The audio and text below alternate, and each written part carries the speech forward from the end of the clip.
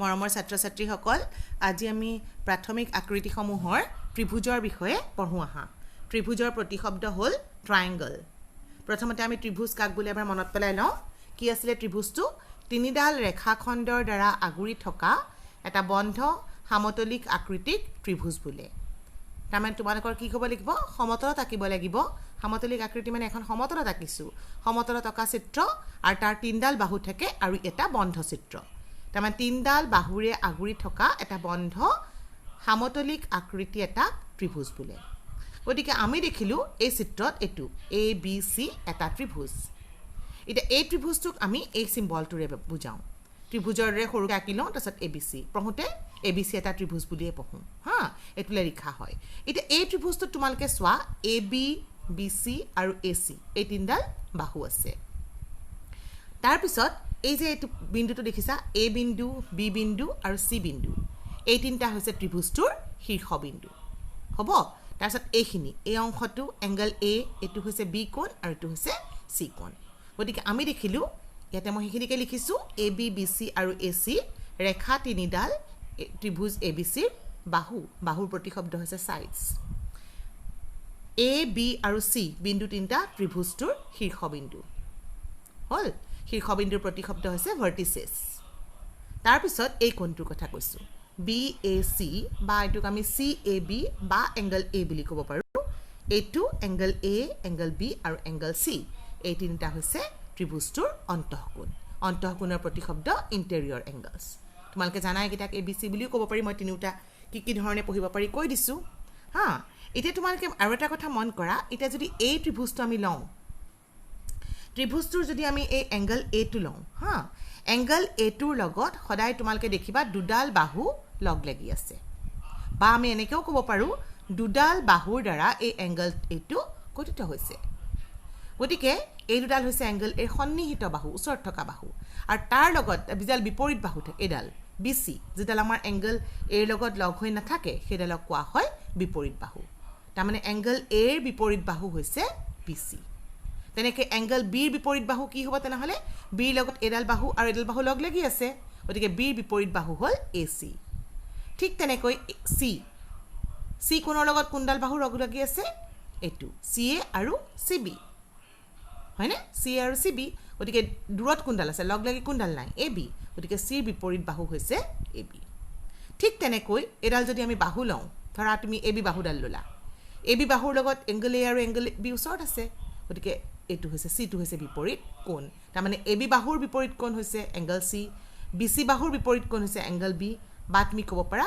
সি এ বাহুৰ বিপৰীত কোণ হৈছে এংগল বি ধৰিব পাৰিছা তাৰমানে যিডাল দূৰত থাকে সেইখিনি কথাকে লিখিছো ত্ৰিভুজৰ প্ৰতিটো বাহুৰ লগত দুটাকৈ কোণ সংলগ্ন হৈ থাকে যেনে এ বি বাহুৰ লগত লগ লাগি থকা কোণ হৈছে এংগল এ আৰু এংগল বি হা বাহুটোৰ লগত যিটো কোণ সংলগ্ন হৈ নাথাকে সেই কোণটো বাহুটোৰ বিপৰীত কোণ বোলে ইয়াতে কলো এডাল আৰু এডাল ইয়াৰ লগত সংলগ্ন হৈ আছে লগ লাগি আছে গতিকে বিসিডাল লগ লাগি থকা নাই সেই কাৰণে এটো এ বি বা এংগল এৰ বিপৰীত বাহু হ'ল বিসি তেনেকৈ তুমি ক'ব পাৰা এংগল এটো এডাল বাহুৰ লগত এটো কোণ আৰু এটো কোণ লগ লাগি থকা নাই গতিকে সি টো হৈছে তোমাৰ বিপৰীত কোণ হ'ব এই কথাখিনিকে মই ইয়াতে লিখি দিছো এংগল এৰ বিপৰীত বাহু বিসি বিৰ বিপৰীত বাহু এসি আৰু সিৰ বিপৰীত বাহু এ বি হ'ব ঠিক আছে নেক্সট আমি চাওঁ যদি আমি এটা ত্ৰিভুজ লওঁ ত্ৰিভুজৰ আমাৰ হেডিংটো হৈছে ত্ৰিভুজৰ অন্তৰ্ভাগ আৰু বহিৰ্ভাগ interior and exterior of an angle এতিয়া মই এটা ত্ৰিভুজ আঁকিলো এ বি সি এটা ত্ৰিভুজ এতিয়া ত্ৰিভুজটোৰ ওপৰত বাহিৰত ভিতৰত মই কিছুমান বিন্দু লৈছো এইটো ধৰা আৰ আৰু এছ লৈছো মই ত্ৰিভুজৰ বাহুৰ ওপৰত লৈছো পি আৰু কিউ দুটা বিন্দু লৈছো এটা অসংখ্য বিন্দু আছে তাৰে মই দুটা বিন্দু লৈছো যেটো ত্ৰিভুজ ক্ষেত্ৰটোৰ ত্ৰিভুজটোৰ ভিতৰত আছে আৰু তেনেকৈ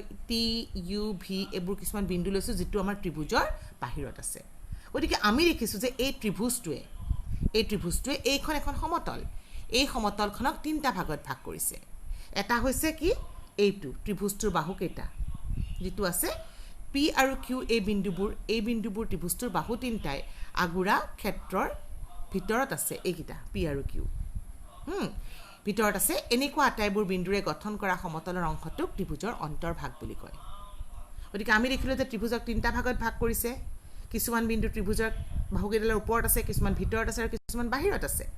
এই পি কিউ বিন্দুবোৰ ত্ৰিভুজৰ কি কৰিছে, এই ত্ৰিভুজটোৰ ভিতৰৰ অংশত আছে, এনেকুৱাবোৰক আমি কওঁ ত্ৰিভুজৰ অন্তৰ্ভাগ। হা, ঠিক তেনেকৈ তুমি দেখিছা আৰ আৰু এছৰ নিচিনা বিন্দুবোৰ, যিবোৰ বিন্দু ত্ৰিভুজটোৰ বাহুৰ ওপৰত অৱস্থিত, এইবোৰ আৰ এছ ত্ৰিভুজটোৰ ক'ত আছে, বাহুবোৰৰ ওপৰত আছে।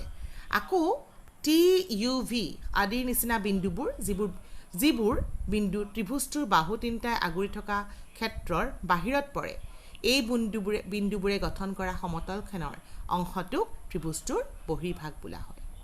তাৰমানে বহিৰ্ভাগ মানে অন্য একো নহয়, বাহিৰৰ অংশটো। তাৰমানে এই ত্ৰিভুজটোৰ বাহিৰত আছে, গতিকে এইটো হৈছে বহিৰ্ভাগ। তাৰপিছত এই বাহুকেইডালৰ সৈতে ত্ৰিভুজৰ অন্তৰ্ভাগটোক আমি ত্ৰিভুজ ক্ষেত্ৰ বুলি কোৱা হওঁ। সেইটোকে লিখিছোঁ, ত্ৰিভুজটোৰ বাহু তিনিটাকে ধৰি ত্ৰিভুজটোৰ অন্তৰ্ভাগক একেলগে ত্ৰিভুজ ক্ষেত্ৰ বোলে, ট্ৰাইংগুলাৰ ৰিজিয়ন। গতিকে ত্ৰিভুজটোৱে আমি দেখিলোঁ যে তিনিটা ভাগত ভাগ কৰে। ত্ৰিভুজটোৰ ৰেখাকেইডালৰ ওপৰত থকা বিন্দুবোৰ আছে, কিছুমান বিন্দু ভিতৰত থাকে, সেইবোৰে অন্তৰ্ভাগ বুলি ক'লোঁ। আকৌ বাহিৰত থকা বিন্দুবোৰৰ বহিৰ্ভাগত আছে।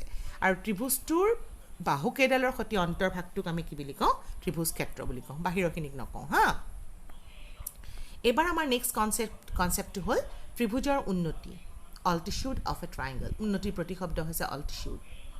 এতিয়া ত্ৰিভুজৰ উন্নতিনো কি বস্তু আমি প্ৰথমতে চাওঁ আহা। প্ৰথমতে মই চিত্ৰত কৈ দিছোঁ তোমালোকে এ বি চি, মই এতিয়া তোমালোকক এডাল আঁকি দেখুৱাই দিছোঁ, চোৱাচোন। তোমালোকে এইটো চিত্ৰ আঁকিলেই হ'ব, এডাল বুজাবৰ কাৰণে কৰিছোঁ। এইটো এ বি চি এটা ত্ৰিভুজ ল'লোঁ। এই বিন্দুৰ পৰা তাৰ বিপৰীত বাহু হ'ল বি চি। বি চিলৈ মই এডাল লম্ব টানিলোঁ, এইটো লম্ব দিয়ে 90 ডিগ্ৰী চিন। বি চিলৈ এডাল লম্ব টানিলোঁ, এডালৰ নাম দিছোঁ মই এ ডি। এই লম্বডালক আমি কি কওঁ, ত্ৰিভুজৰ এডাল উন্নতি। তাৰমানে উন্নতি মানে আমি কি বুজিলোঁ, ত্ৰিভুজৰ এটা শীৰ্ষবিন্দুৰ পৰা বিপৰীত বাহুলৈ টনা লম্ব, সেইডাল হৈছে ত্ৰিভুজৰ উন্নতি। এইটো চোৱা, এটা ত্ৰিভুজৰ শীৰ্ষবিন্দুৰ পৰা আন এটা বাহুলৈ টনা লম্বডালক ত্ৰিভুজটোৰ উন্নতি বোলে, এইডাল। ঠিক তেনেকৈ তোমালোকৰ এইটো ত্ৰিভুজৰ এ বি চি ত্ৰিভুজৰ তেনেহ'লে এ ডি এডাল লম্ব, হয়নে? এ বি চি ত্ৰিভুজৰ এৰ বিপৰীত বাহু বি চি, এৰ পৰা বি চিলৈ, বি চিৰ ওপৰত থকা এ ডি লম্ব, এই লম্বডাল ত্ৰিভুজটোৰ এডাল উন্নতি। ঠিক তেনেকৈ বি ডি, বি বিন্দুৰ বিপৰীত বাহু কোনডাল, এ চি। বি কোণৰ বিপৰীত বাহু বা বি শীৰ্ষবিন্দুৰ বিপৰীত বাহু হৈছে এ চি। বিৰ পৰা এ চিলৈ তুমি যিডাল লম্ব আঁকিছা, অৰ্থাৎ বি ইডাল আন এডাল উন্নতি। ঠিক তেনেকৈ তুমি চিৰ পৰা তাৰ বিপৰীত বাহুলৈ যিডাল টানিছা লম্ব, চি এফ, এইডালো হৈছে ত্ৰিভুজটোৰ এডাল উন্নতি, আন এডাল উন্নতি। গতিকে দেখিছা ত্ৰিভুজটোৰ তিনিটা শীৰ্ষবিন্দু আছে, তিনিটা শীৰ্ষবিন্দুৰ পৰা আমি তিনিডাল উন্নতি টানিছোঁ, হয়নে? তাৰমানে আমি দেখিলোঁ যে এটা ত্ৰিভুজৰ তিনিডাল উন্নতি থাকে। আৰু এটা কথা মন কৰিছা নিশ্চয়, এই তিনিওডাল উন্নতি তুমি যেনেকেই নাকা যিকোনো ত্ৰিভুজৰ ক্ষেত্ৰতে সদায় কি এটা বিন্দুৰ মাজেৰে পাৰ হ'বনে? গতিকে এইখিনিকে মই লিখি দিছোঁ, ত্ৰিভুজ এ বি চিৰ এৰ বিপৰীত বাহু বি চি, এৰ পৰা বি চিৰ ওপৰত থকা এ ডি লম্ব, এই লম্বডাল ত্ৰিভুজৰ এডাল উন্নতি। একেদৰে বি ই আৰু চি এফ ত্ৰিভুজ এ বি চিৰ আন দুডাল উন্নতি। এতিয়া মই এটা ন'টিচ এপত লিখিছোঁ, এটা ত্ৰিভুজৰ তিনিডাল উন্নতি থাকে আৰু এই তিনিওডাল এটা বিন্দুত কটাকটি কৰে। এই ডায়েৰীটো নালাগে দেই। অ'কে, এতিয়া আমি নেক্সট আহোঁ ত্ৰিভুজৰ মধ্যমা। মধ্যমাৰ প্ৰতিশব্দ হ'ল মেডিয়ান। তাৰমানে ত্ৰিভুজৰ মধ্যমা মানে হ'ল মেডিয়ানছ অফ আ ট্ৰাইংগল। এতিয়া মধ্যমা কি বস্তু চোৱা, তুমি এটা ত্ৰিভুজ ল'লা, এটা শীৰ্ষবিন্দুৰ পৰা তুমি বিপৰীত বাহুৰ মধ্যবিন্দুলৈ যিটো টানিবা আছে, এটা লম্ব নহয় দেই, লম্ব হ'লে উন্নতি, এটা লম্বডাল হোৱা হ'লে এনেকুৱা ধৰণৰ হ'লহেঁতেন। এতিয়া মধ্যমা মানে কি, শীৰ্ষবিন্দুৰ পৰা বিপৰীত বাহুৰ মধ্যবিন্দুলৈ। তাৰমানে মই ইয়াতে কি ল'লোঁ, এই শীৰ্ষবিন্দু, বি চি বাহুৰ মধ্যবিন্দু হ'ল ডি। মধ্যবিন্দু মানে কি, এই অংশটো আৰু এইটো অংশ সমান। গতিকে বি চি বাহুৰ মধ্যবিন্দুলৈ ডি লৈ আমি এ ডি আঁকিছোঁ। গতিকে এ ডি হৈছে এটা ত্ৰিভুজটোৰ এডাল মধ্যমা। তেনেকৈ বি বিন্দুৰ পৰা এ চি বাহুৰ মধ্যবিন্দুলৈ যদি তুমি এডাল আঁকা, সেইডাল হ'ব তোমালোকৰ নেক্সট এডাল মধ্যমা। একেদৰে চি বিন্দুৰ পৰা এ বিৰ মধ্যবিন্দুলৈ যিডাল লাইন টানিবা, সেইডাল হৈছে আন এডাল মধ্যমা। তাৰমানে উন্নতিৰ দৰে ত্ৰিভুজটোৰ মধ্যমাও হৈছে তিনিডাল। গতিকে এইখিনিকে লিখিছোঁ, ত্ৰিভুজৰ এটা শীৰ্ষবিন্দুৰ পৰা তাৰ বিপৰীত বাহুৰ মধ্যবিন্দুলৈ টনা ৰেখাখণ্ডক ত্ৰিভুজটোৰ এডাল মধ্যমা বোলা হয়। এইটো ত্ৰিভুজত মই এটা আঁকি দেখাইছোঁ, আৰু এইটোত মই এইটো চিত্ৰ সম্পূৰ্ণ চিত্ৰটো কৰিছোঁ, গোটেইকেইডাল মধ্যমা আঁকি দিছোঁ।